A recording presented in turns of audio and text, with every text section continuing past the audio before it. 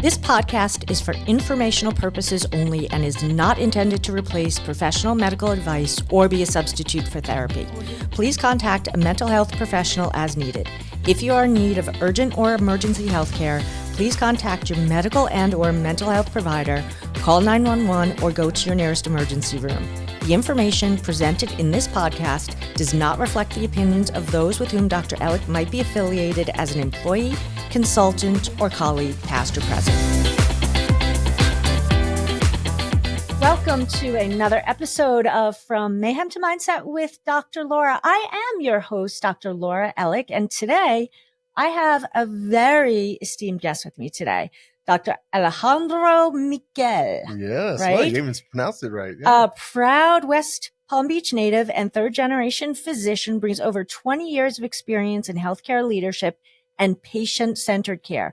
A magna cum laude graduate of Universidad Iberoamericana and former chief resident at Texas Tech University, he has held roles such as medical director at MCCI and Conviva, Conviva, and chief medical officer at Florida Community Health Centers. With an MBA from Auburn University, Dr. Al combines clinical expertise with strategic leadership in championing preventative care and wellness initiatives. Outside of medicine, he enjoys family life with his wife and two sons, along with sports, fishing, hunting, and cooking. Thank you, Dr. Al, for being with us today. Thank you. So we've been looking forward to this conversation, at least I have, for a while, since I went over and got to see your new place, which is opening, which is called Men's Only. So tell us a little bit about the concept and what you're striving to do. Yeah, thank you. And thanks for having me today. I've been looking forward to this conversation as well. I opened Men's Only Medical about 2 months ago. And the concept is really taking a holistic approach to treating the man as a whole. You know, I've been a physician for over 20 years. And I feel like now more than ever, I'm really in a place where I just feel like I can make a difference. You know, you always make a difference in healthcare. And I don't want to downplay my former lives, but I am able to get back now to individualized care, providing men with the solutions and providing them the options that they need based on their specific needs, not based on certain protocols. We combine a concierge medical practice with a wellness center. So we're not just providing the primary care for people. We are offering opportunities to improve the man physically, biologically, and mentally. You know, we do everything from aesthetics to PRP injections, hair transplants, wellness solutions, weight loss programs, hormone optimization, IV fluids. And we do it all in an environment that we feel makes the man feel comfortable. I think I'm sure you have plenty of patients who are male, and we are not great at taking the initiative of going to care for ourselves. That was going to be my question, is why men? Why focus on men when we know that men are so difficult to treat anyway? They don't come to the office unless a woman drags them. And then you probably have better statistics than I do, but my thought is that men are much less compliant than women are. They are. We have a tendency to say, just give it time, it'll go away, kind of thing. If that's with our mental health issues, our physical issues, even our physical issues. Why men? Because there's nothing like that out there. I wanted to provide an environment where men can go and feel comfortable and really open up, because men have a hard time being open and honest about what's going on in their lives. There's a million different places for women. If it's in traditional healthcare with gynecologists, if it's in the aesthetics world with med spas, everything seems to be focused towards women. And as a business decision, that probably the smartest thing to do would have been to open a women's only healthcare clinic. But I wanted to break the mold. I wanted to break that stigma that healthcare, or that men don't seek healthcare, or we're not interested in taking care of ourselves.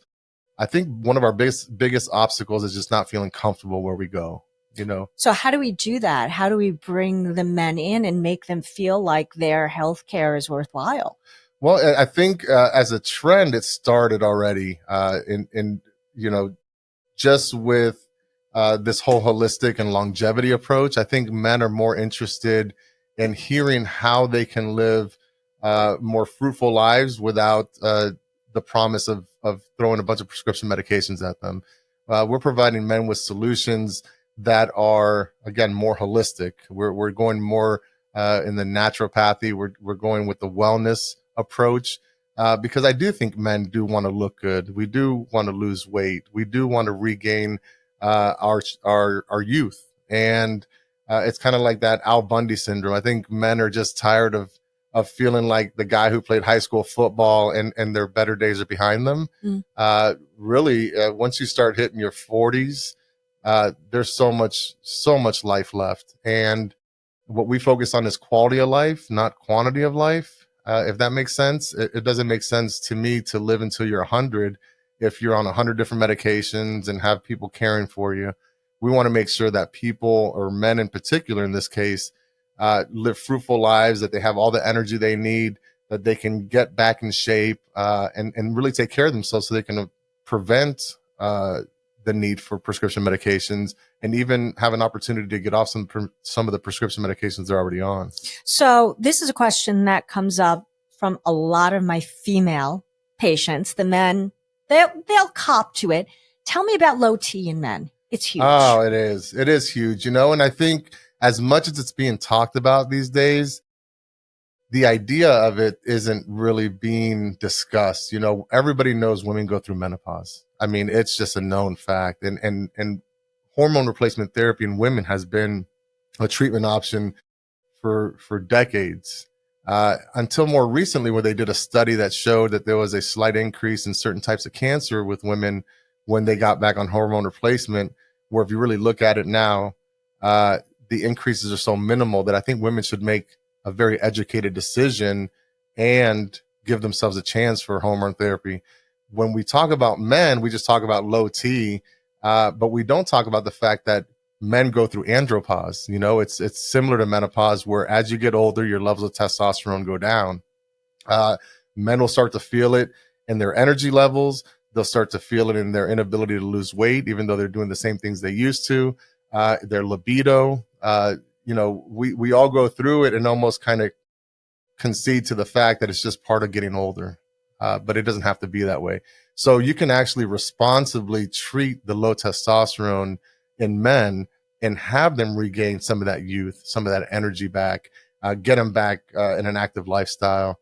One of the biggest issues with the testosterone these days is that if you go to your typical primary care physician and you get your testosterone checked, your testosterone may be within the normal ranges.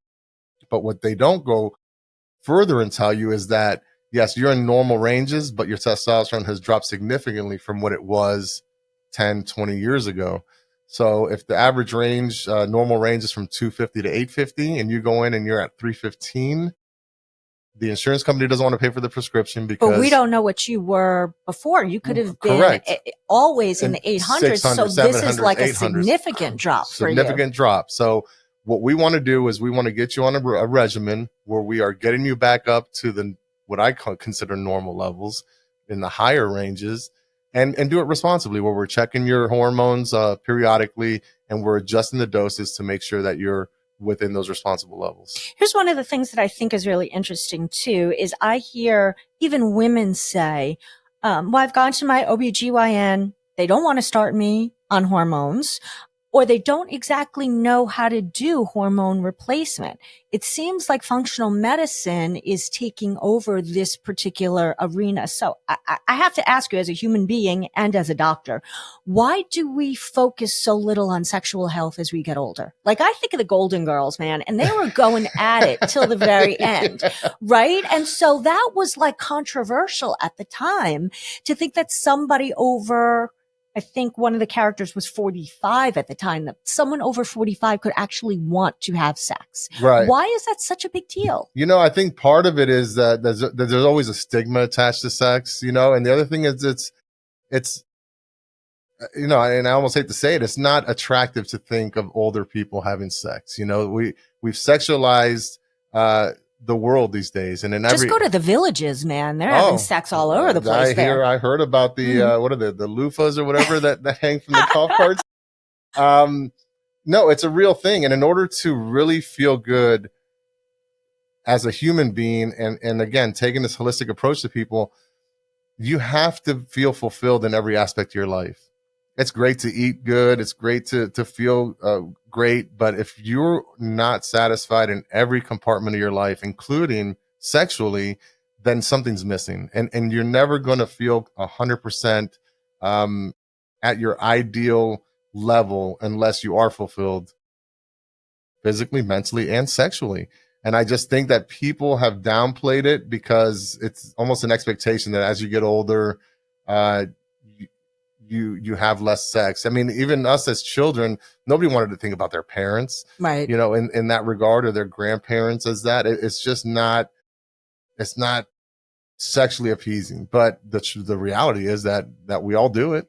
And it's very clear that having these hormones, even though the hormones are associated with sexual performance, they do other things too. Energy level, what your skin looks like the hormones contribute to a lot, not just your ability to have sex or to have a libido. Correct. And actually, most of the men that come into my clinic are addressing their testosterone level needs for other reasons besides the sexual aspect of it. Usually it's fatigue, and they're not getting like results at the gym, correct, like that kind of thing. They're gaining weight. They're having a bear of a time trying to lose it.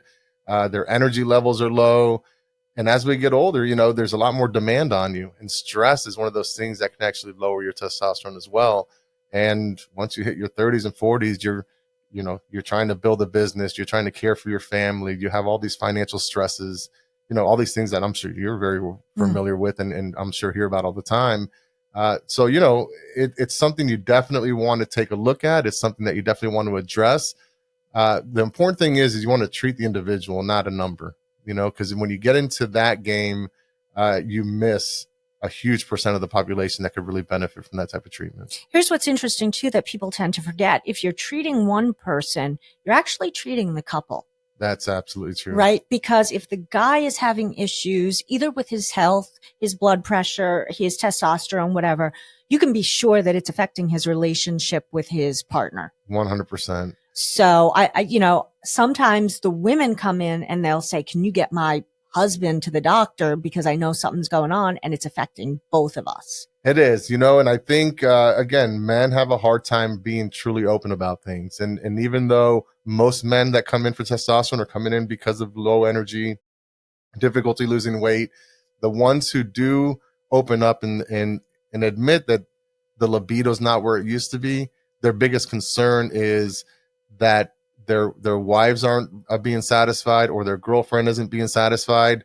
And that affects both of them. And then it becomes this vicious cycle where if you do have some trouble with your libido, if you do have some trouble with your erectile strength and longevity, then it gets in your head. You have that problem once, and then next time something's going to happen, you're thinking, oh my God, it's going to happen again.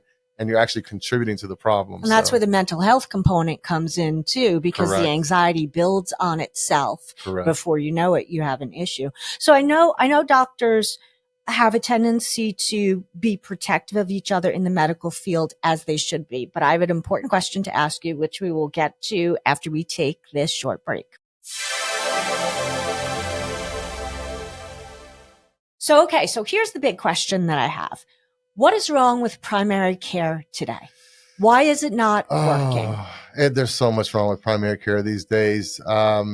So I'm as you mentioned in my bio, I'm a third generation physician. My grandfather was a surgeon. My father was a family physician. I'm a family physician. I grew up watching my father establish relationships with his patient, just going to work every day with a smile on his face. Really passionate about medicine, and you have a lot of people who go into medicine because it's a vocation, it's a calling. They don't go into it because what it pays, or at least they shouldn't be. Can you refresh people, by the way, on how long it took you to get your degree? Because people don't know how long it takes. Yeah, it's just a few extra years of schooling. A few extra years. You go through your traditional 4 years of college, and then you have to apply and get into medical school. And once you're in medical school, it's another 4 years of medical school. And then just when you think you finished, it's time to take some national exams and apply for your residency training. Your residency training is basically your specialty. I chose primary care, family medicine, which is a 3-year program. So after my 4 years of medical school, I had to go and do 3 years of family medicine residency. My wife, for example, is a pathologist, and she did 4 years of pathology residency and then did 2 subspecialties after that. So 6 years after that. And then you finally get to go off and work in your field. So when all your friends have graduated from college and have started their career paths or started their businesses, by the time you get out of med school and training, everybody's established with families and living a different life than you are. And you're just starting off as a physician. And one of the things that happened to me was when I got out of my training, I was so excited to finally be a physician, just like my dad.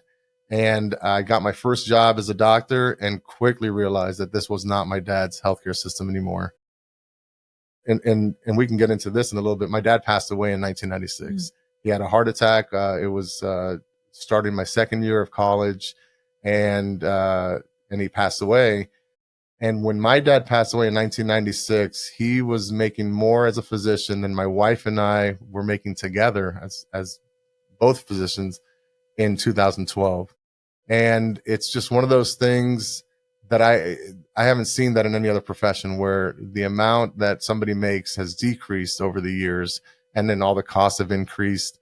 So what's happened is that the insurances took over. And when we get back to the problem with primary care or medicine in general, the insurance companies have taken over. They've cut reimbursements to physicians. They've disincentivized your ability to really work a patient up, come up with a game plan, do procedures, because they almost have this like all-in-one covered. You get paid the same for a visit if you do just a physical exam and send the patient on their way, than if you do a physical exam, an EKG, and you want to do some kind of procedure. They need a joint injection or something. As a primary care physician, it doesn't make sense to do, especially when you work for a larger organization, because you could see another 2 or 3 patients in that time frame.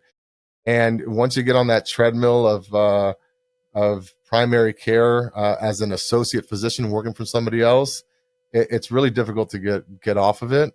And by the way, there's a documentation piece too through all of this that takes an incredible amount of time. I did a podcast episode on this a few weeks ago about going into school for psychology and would I do it again. And the jury is out because the healthcare system changed as I was in school. So people assume that if you're a doctor, you're making tons of money. And listen, I'm not here to complain. I know I'm very fortunate. I get to do what I love. You get to do what you love.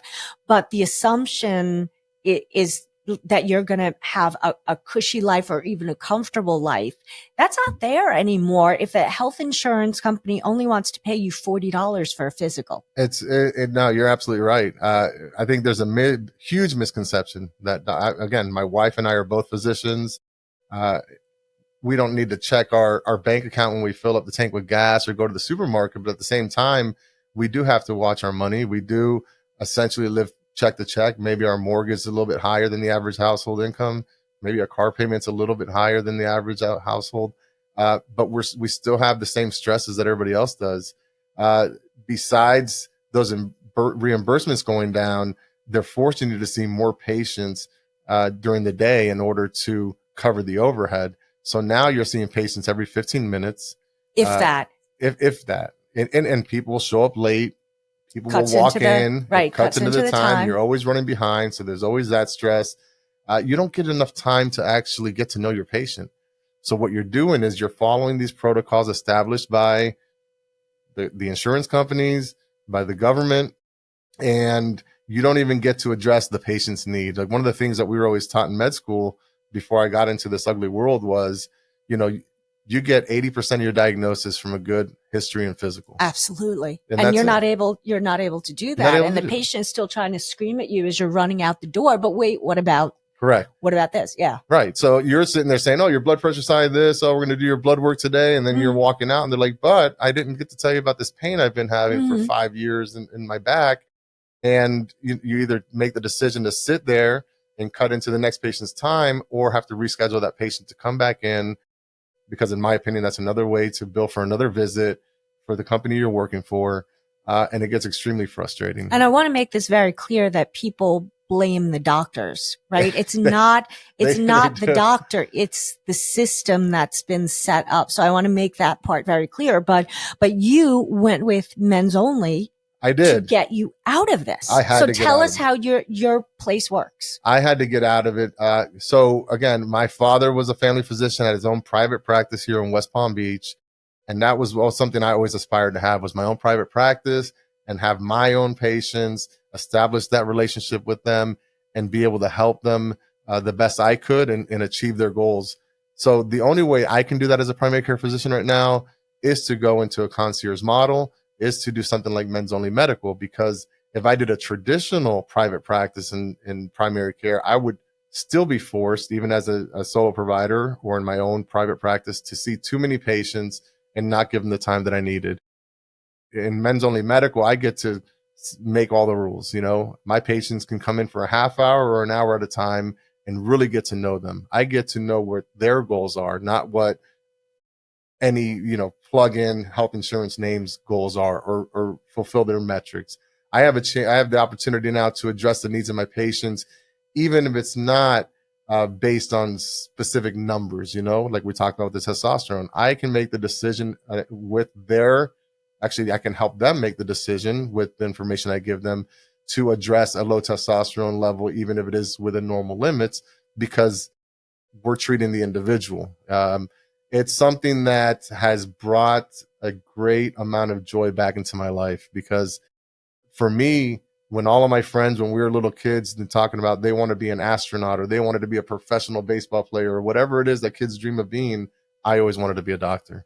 And I never in my life thought that I would be working as a physician and just dread waking up every morning to have to go to work. And it happened to me. Burnout. You can see why. And I don't know that I've met a doctor in my life who's not suffering from burnout. Mm-hmm. Not one. Mm-hmm. So you developed this place. It's for men only. What do you think, just based on your experience, is the biggest issue affecting men? The biggest issue affecting men is that, and not specific diagnoses, it's not, blood pressure or low testosterone. The biggest issue affecting men is the lack of communication to men about their health. Mm-hmm. We don't talk about it enough. We don't educate men that doing this can have tremendous positive outcomes and ultimately improve your life overall. A lot of the marketing goes to women, and probably because the studies are out there that women spend more money, women are watching the commercials more, or whatever it is. It's more geared towards women. So the biggest issue, especially in healthcare facing men, is that we don't talk to them at their level and we don't do it enough. So from a business perspective, how do you market to men when men tend to ignore everything? And listen, I'm doing a lot of generalizations here, so please stop. I know I'm going to get in trouble for this. Well, women are the ones who make the appointments for the men. They're the ones who say, this doesn't look good on your face. You should get a skin check. Like, how do you get the men to come in if women are usually the one who take care of that? Well, you got to meet them where they are. I think one of the biggest things that I've been learning, because this is my first venture into any kind of business, and the marketing game is extremely complex. What we have to do is meet men where they are, and men are on the internet. We do Google things.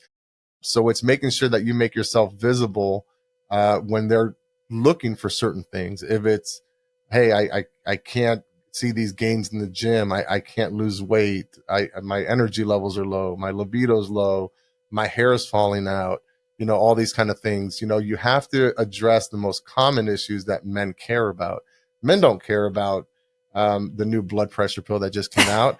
But if you can tell them that, it's one of the things we kind of talk about a lot with my business partner, Chris Lazara, is, we've kind of relegated to the fact that as we get older, we lose hair, and it's kind of just a natural process of aging. But like, huge spoiler alert, hair loss doesn't have to happen, So when men are concerned about these types of things, we have to let them know that there's solutions for it. We have to speak to men and meet them where they are and talk about the issues that they care about. So are you guys going down to local bars? Are you going to the Sailfish Club? Are you doing pop-ups there? That's where the guys, they're watching the football game at the bar. Correct. And I think one of the biggest things, we're going to bars, we're going to gyms. I haven't been into many bars. We've been to some restaurants, barbershops. Barbershops are That's huge. Yeah. Men have a unique relationship with their barber. It's kind of like their therapist. Absolutely. In a lot of ways. Just like I'm sure women with their hairstylists or dressers, or so we've been to quite a few barbershops to talk to them. Obviously, we do have hair solutions. We do hair transplants. We do the PRP injections for hair. And on the opposite side, we have laser hair removal. But it's so much more. So you go either way. You either got too much or you don't have enough. We do. You got a solution. I haven't met the first person is asking me to remove hair from the top of their head. Yeah. But, men do grow hair in a lot of places where they don't want it. But the barbers, not only could they make a great referral because they're looking at their client's hair about our hair solutions, but they hear about everything that's going on in that person's life. So barbershops, restaurants, gyms, other doctors' offices, because I think a lot of traditional allopathic doctors, MDs and DOs are just kind of caught in that cycle as well. And it's educating them that there's other things that we can do for men besides just a physical exam and prescribing medications. Do you think that some of the traditional doctors are going to be a little jealous, like you're stealing their patients? Well, I certainly don't go to a lot of primary care physicians' offices because that would kind of be competition. I visit more specialists than I do primary care doctors. I don't know.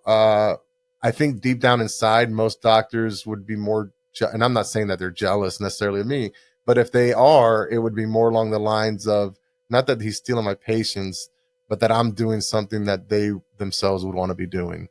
Because again, I haven't met one physician in my entire life that's not burnt out and frustrated with the system. So let's talk about that for a minute, because full disclosure, I've been down to your place and it is cool, man. Thank you. Just all of like the gadgets and the technology is like my inner nerd came out and I absolutely loved it. However, just in talking about the mindset piece and making that kind of jump, when you've been trained to do a certain thing, you were trained, same as me. I was trained to go into private practice or to work in a hospital. And here I am now. I'm a podcaster, right? So how do you reconcile that in your brain with, all right, I gotta pivot and I have to feel safe doing it? For me, it was, I wouldn't say it was natural because again, it was from being an employed physician my whole career to being my own boss, and I think that's been the biggest challenge I've had to face. As far as being okay with it, I almost hate to say it, but I couldn't get out of traditional healthcare fast enough. And I was almost looking for that off ramp. And what we do a lot of times is we make excuses. I don't know how to do it. Is it going to work? Where do I get the money for it? And while you're having those conversations with yourself, years, if not decades, are passing you by. I've been very blessed in my life. I suffered a lot of tragedies just like everybody else has, but overall my life has been a tremendous blessing. And one of the biggest ones I've had is my business partner, Chris Lazara. We've been friends pretty much our whole lives. And he was blessed to do really well in business. He's a very business minded and oriented individual, who had a very successful business that he did really well with. And he was willing and able to jump on this journey with me and provide not only financial support, but also a lot of business guidance.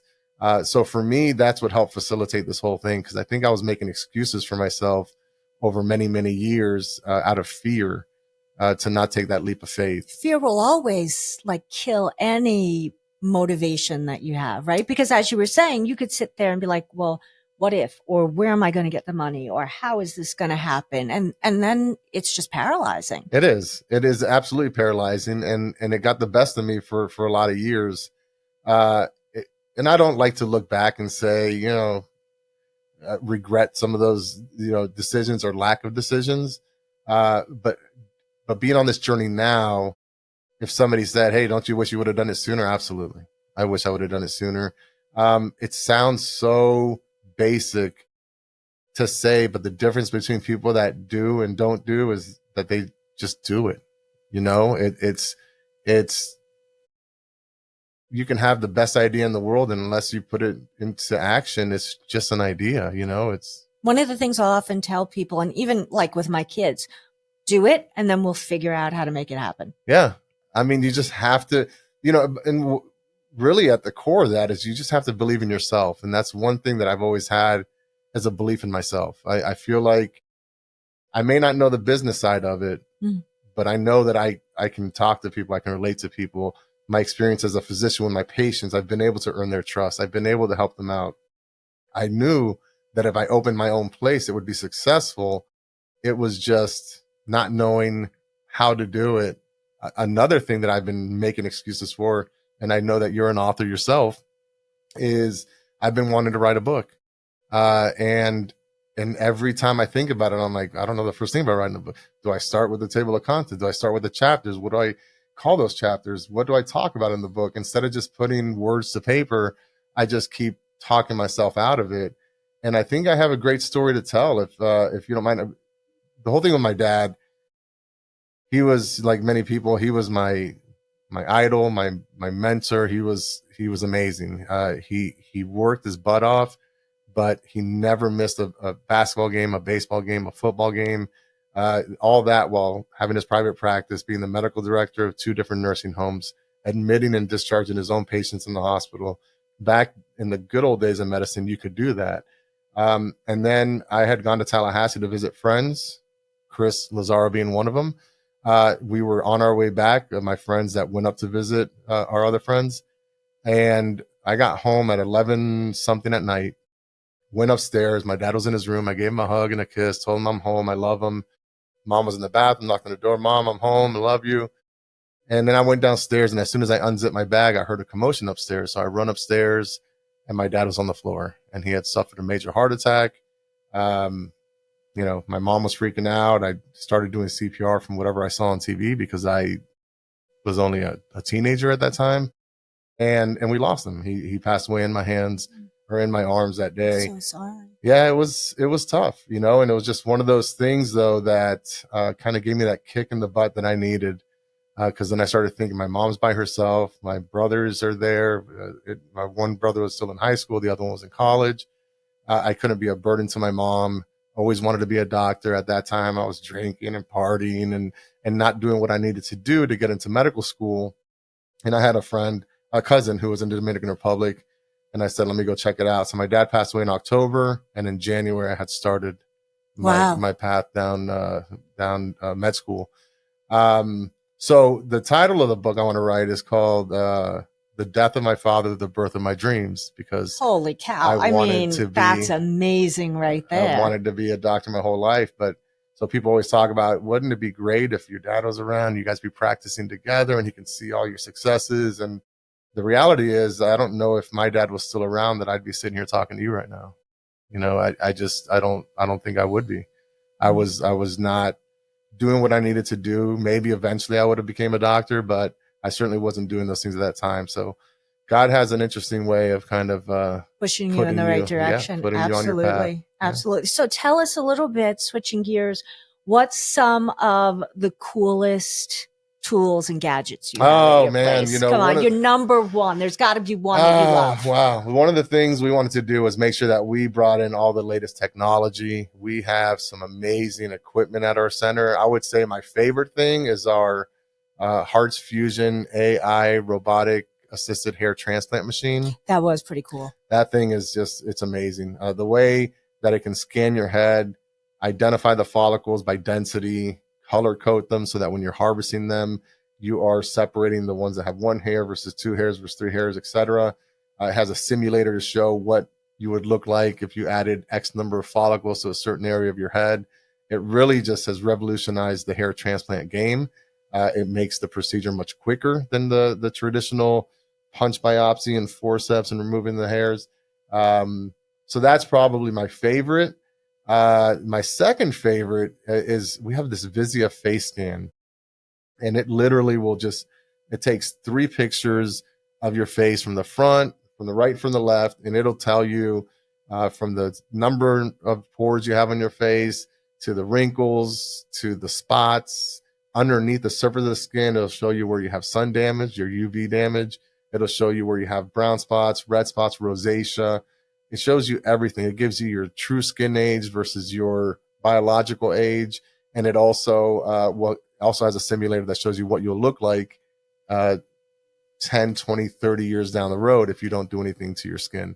But that's the key. Once you have that information, then you can do something with 100%.